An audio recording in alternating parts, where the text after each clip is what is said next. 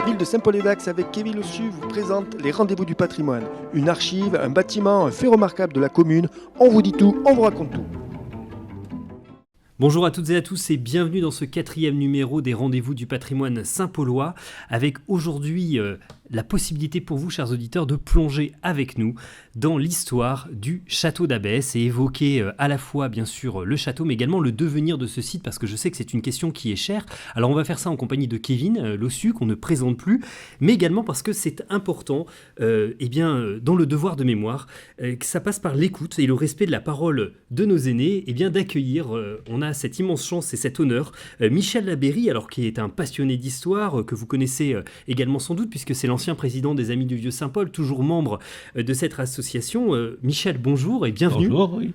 Et déjà, une première question, Michel, est-ce que vous pouvez mettre fin à un mystère? Comment écrit-on Abbesse? Puisque, je crois, on trouve toutes les orthographes, 2B, 1S à la fin.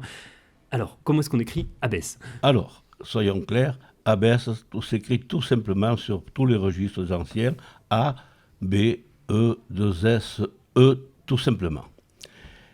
Bien sûr, à une certaine époque, c'est Bertrand Geoffroy qui, voulant donner à ce site un aspect un peu plus catholique, un peu plus religieux, c'était l'époque de Bernadette Soubirous, et donc il valait mieux, pour pouvoir obtenir des aides de l'État, d'avoir un nom qui avait une ressemblance à la religion, on approche de la religion. Et donc, il avait mis les abbesses avec 2B et un S à la fin, en faisant croire qu'il y avait eu là un monastère qui n'a jamais existé. Oui, on a un château simplement, mais effectivement, on n'a pas de monastère. Merci Michel. Vous nous donnez exactement en fait la bonne transition pour commencer à parler dans ce podcast du contexte historique. Vous avez évoqué Bertrand Geoffroy, le maître des forges. Et donc, Kevin, est-ce que vous pouvez justement nous replacer le château d'Abbesse dans le contexte historique de l'époque? Déjà, Abbesse, c'est un site extrêmement ancien où on fait état de métallurgie dans les temps les plus reculés. C'est un site sur lequel va se développer une activité donc, de métallurgie, mais aussi une présence humaine très ancienne. On a une maison qui va devenir ce château, le futur château d'Abbesse, qui est une maison de maître. Déjà, on le retrouve sur le cadastre napoléonien du 1806, mais elle est là depuis très longtemps, cette maison. Pour s'en fier au texte ancien, on sait déjà depuis le XVIe siècle que le domaine d'Abbesse était une seigneurie constituée autour de la famille de Fabar. Ce sont des nobles de Dax. Et ce site va être transmis à d'autres nobles, les d'Artiguelongue, notamment Barthélemy d'Artiguelongue, qui va être autorisé en octobre 1626 à établir et exploiter une mine de fer. Et donc ce sont les descendants de ce monsieur d'Artiguelongue qui vont céder Abbesse en 1760 au sieur de Borda, une famille bien connue dans la localité, seigneur de Josse, qui va poursuivre cette exploitation, notamment en faisant créer des hauts fourneaux. Mais l'usine va s'arrêter en 1786 et c'est une nouvelle époque qui va se tourner avec la Révolution française. Ce que nous connaissons aujourd'hui d'Abbesse, cette vieille maison, eh bien finalement, elle apparaît au XIXe siècle, elle se constitue véritablement au XIXe siècle autour de cette maison de maître du XVIIIe. Et c'est véritablement Bertrand Geoffroy, dont on a évoqué le nom, qui est né en Belgique en 1795, maître de forge, qui va donc créer et reprendre l'activité métallurgique et faire de cette maison le château que nous connaissons. Merci Kevin. Effectivement, ça c'est pour le contexte historique.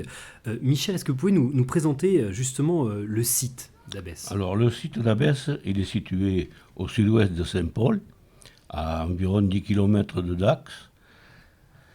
C'est une vallée, la vallée de la RR, qui est en amont de Poussagnac.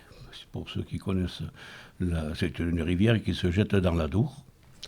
Voilà, et donc c'est dans ce coin-là que se trouvaient situées, disons, les anciennes forges et les hauts fourneaux que Bertrand Geoffroy avait fait ériger autour des années 1830. Ici, on se rapproche plus du site du château, justement. Alors, qu'est-ce que vous pouvez nous dire sur les extérieurs, justement, de ce site? Alors, au château, actuellement, il y avait le château le plus beau, le dernier, qu'avait fait bâtir dans la famille Boulard, qui était donc du côté tourné vers l'est, disons, en face de l'allée de hêtre pourpre. Il y avait un grand parc avec une hêtre pourpre devant. Derrière ce château, il y a une deuxième bâtisse qui était, disons, l'implantation de l'ancien château, l'ancien bâtiment, qui servait dans le commun, où se trouvaient la buanderie, la lingerie, le cellier, la cave, un atelier, tout ce qui servait donc pour travailler pour les employés du château. Derrière, il y avait un petit espace, une cour, et puis une maison de style basque, qui avait la partie basse qui était réservée pour les calèches au départ, puis ensuite plus tard pour les voitures. Et sur la partie haute, c'était des logements, à la fois pour les invités ou pour le personnel du château, car le personnel était nombreux. Une chapelle également, c'est ça? Alors sur le côté, et après, plus loin, il y avait sur la gauche une chapelle qui a été démolie. Il ne reste qu'un ou deux platanes qui étaient devant, mais la chapelle a disparu. Et tout à fait au fond, une maison landaise qui servait d'habitation du jardinier. Il y avait 3 jardiniers qui s'occupaient des parcs du château. Et alors pour qu'on se rende bien compte de l'étendue, parce que c'est vrai qu'aujourd'hui quand on passe sur le site, on a du mal en fait à s'imaginer qu'il y a pu avoir ça à l'époque. Vous évoquez 3 jardiniers à demeure, mais alors comment c'était organisé en fait? Il y avait beaucoup de jardins, c'était... Alors il y avait en réalité 4 jardins autour du château. Il y avait d'abord dans le fameux parc dont je vous ai parlé, il y avait la haie d'hêtre pourpre, il y avait un terrain de tennis ombragé par des tirs argentés, il y avait une charmille, il y avait bien sûr des camélias et tout ça qui ornaient ce jardin. C'était un jardin, une présentation d'agrément du château. Puis sur l'arrière, il y avait un deuxième jardin entre la maison du jardinier et le château, devant la chapelle, qui était un jardin où il y avait davantage, disons, une promenade avec des arbres, des noisetiers, des pruniers, voilà, un petit jardin d'agrément. Il y avait ensuite, sur le côté nord, en face du château, il y avait une descente qui permettait d'arriver, il y avait un vivier, un étang avec un vivier où on conservait les poissons, qui permettait d'aller jusqu'au ruisseau. Il y avait une descente d'escalier avec des réservoirs avec des poissons et tout ça. Et sur l'autre côté, alors en traversant la route qui est actuellement, il y avait un espace d'un peu plus d'un hectare qui était le jardin potager et les arbres fruitiers qui étaient là, dont le jardinier était chargé d'entretenir, car il vivait un peu en autarcie, quoi. C'était la possibilité d'avoir en toute saison à peu près tous les fruits et légumes lorsqu'on accueillait quelqu'un. Ça permettait d'avoir à peu près tout. Et il y avait même dans le bois qui était à côté une faisanderie où on élevait des perdreaux et des faisans qui servaient également pour accueillir les invités. D'accord, tout ça avec 3 jardiniers, comme ça force le respect. 3 jardiniers, oui. Alors, vous nous avez bien décrit ces extérieurs, effectivement, on s'imagine l'immensité en fait du domaine et de ce qu'il y avait justement sur le terrain. Kevin, vous pouvez nous décrire justement le château et son architecture, nous en parler? Alors, ainsi que l'a expliqué Michel, on est dans une habitation assez exceptionnelle, comme il y en a très peu dans les Landes. Un château qui a évidemment sa parure de jardin, mais qui doit être aussi une habitation notable. Il a fallu composer avec une habitation dont j'ai situé la date de construction véritablement au XVIIIe siècle et qui va être remaniée par les Boulard. Donc c'est une maison qui est assez spacieuse, élevée sur un étage. Et les Boulard, à la fin du XIXe siècle et surtout tout début du XXe, vont faire appel à plusieurs architectes pour l'agrandir, la transformer, pour aussi lui apporter le confort qui lui manquait. Donc c'est un château, véritablement, au sens du terme, c'est pas seulement une maison de maître importante, un château qui est ouvert avec une enfilade de pièces de réception. Et l'étage est réservé aux chambres, aux espaces intimes. Il y avait des lambris, des boiseries, évidemment tout un mobilier extrêmement luxueux qui parait ces intérieurs. C'est aussi une maison qui est extrêmement compartimentée puisqu'il y avait énormément de personnel qui travaillait, de domestiques, qu'il fallait loger sous les combles, et avec aussi des passages, tout un ensemble de couloirs qui sont déportés à l'arrière pour ne pas justement justement perturber, si j'allais dire, la circulation dans l'habitation bourgeoise à part entière. Donc c'est véritablement un château au sens classique du terme.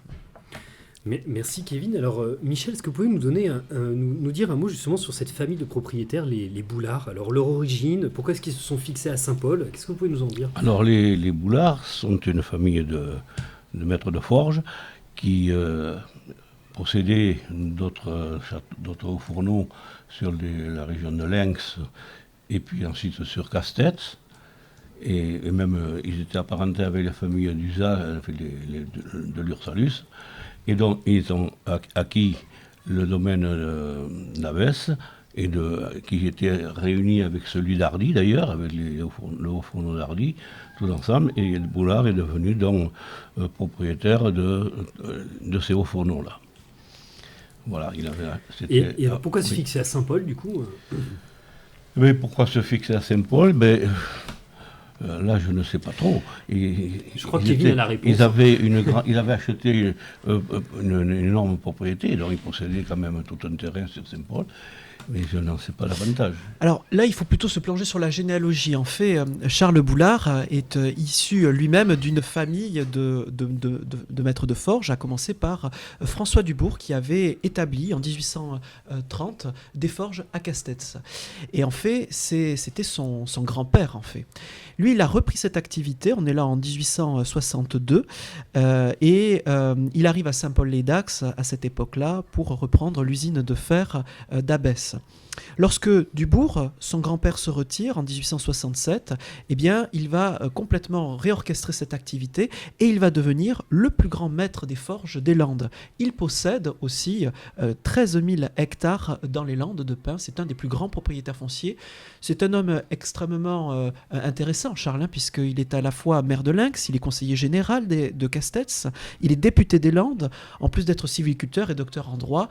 C'est un personnage très influent, proche aussi de la famille de l'empereur Napoléon III, donc un personnage aussi influent, qui va élire domicile à Saint-Paul-les-Dax, mais qui va aussi avoir plusieurs maisons secondaires à Biarritz et à Uschette, du côté de Molietz.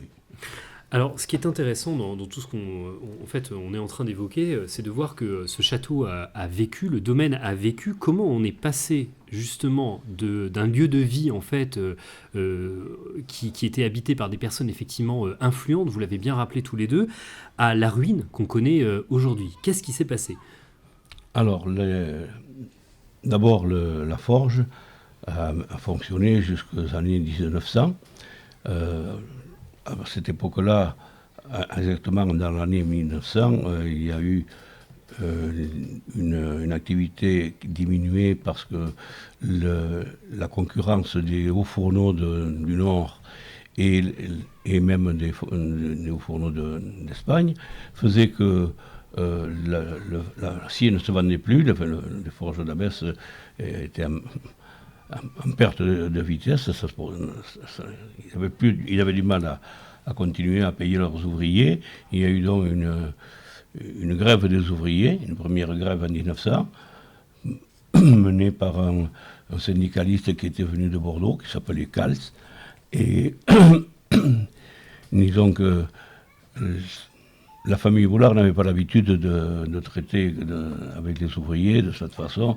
Ils ont dit, puisque c'est comme ça, vous pouvez partir. Ils ont finalement, il a renvoyé tous ses meilleurs ouvriers, parce que les ouvriers qualifiés qui faisaient tourner les hauts fourneaux.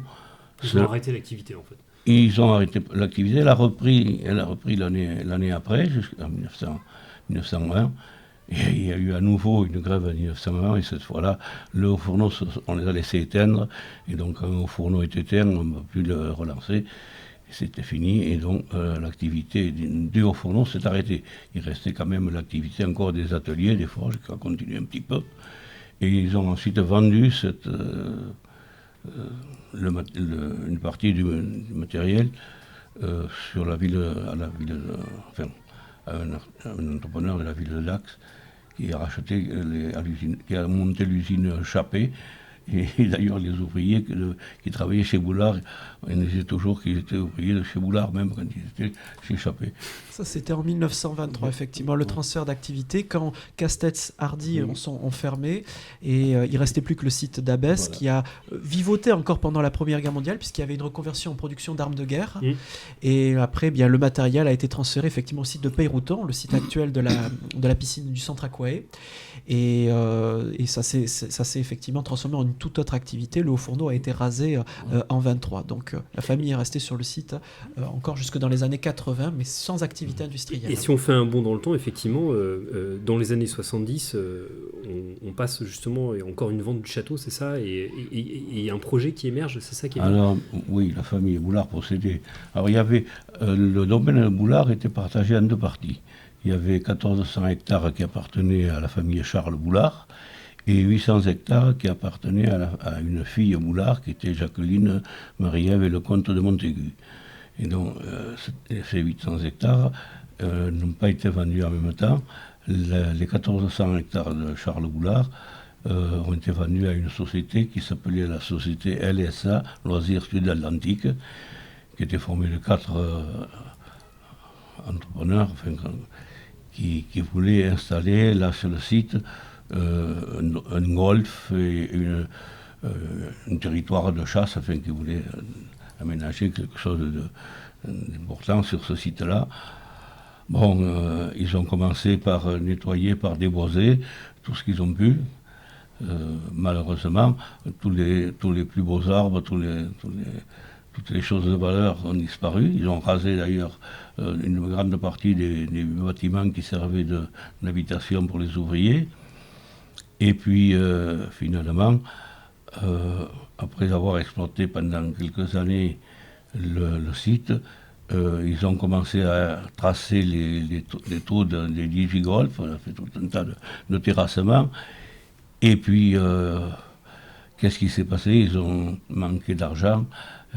Il faut dire qu'une association qui s'appelle la CEPANSO avait fait en sorte qu'ils n'obtiennent pas les autorisations.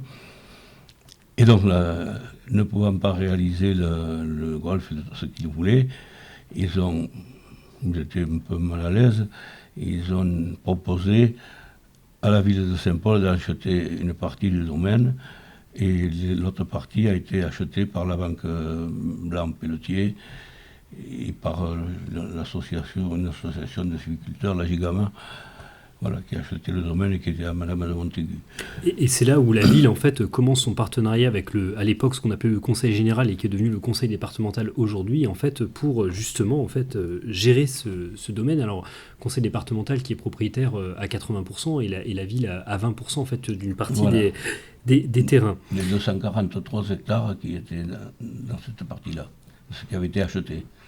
Kevin, vous voulez nous dire un mot supplémentaire sur ce site avant qu'on clôture effectivement ce podcast? Oui, bien sûr. Aujourd'hui, quand on est promeneur, quand on vient découvrir notamment le magnifique plan d'eau qui est là-bas, quand on passe devant ce château, on trouve une maison qui est en ruine et ça pose question.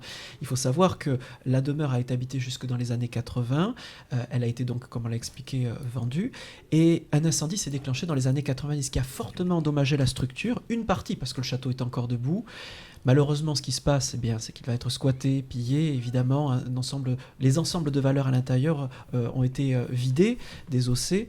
Mais la structure est encore là et finalement, les trésors, les ressources de ce château sont encore bel et bien visibles, même si elles sont enfouies dans la nature. C'est vraiment un site encore poignant pour son architecture et qui témoigne aussi de l'histoire et de la prospérité de la commune de Saint-Paul. Alors ce qu'il faut dire effectivement en conclusion, et vous l'avez bien dit tous les deux, l'attachement en fait de la commune à ce site et son importance en fait pour l'histoire de notre ville, c'est que le partenariat entre le conseil départemental et la ville se poursuit puisque maintenant, en fait, la ville travaille main dans la main avec le département, l'idée étant de rentrer en possession pour la ville d'une partie du site, incluant d'ailleurs le château, et d'entamer avec le département justement un travail collaboratif qui va prendre du temps, parce que le site est quand même important, le chantier effectivement est d'importance, mais l'idée c'est de valoriser à nouveau en fait ces lieux qui sont riches d'histoire pour Saint-Paul.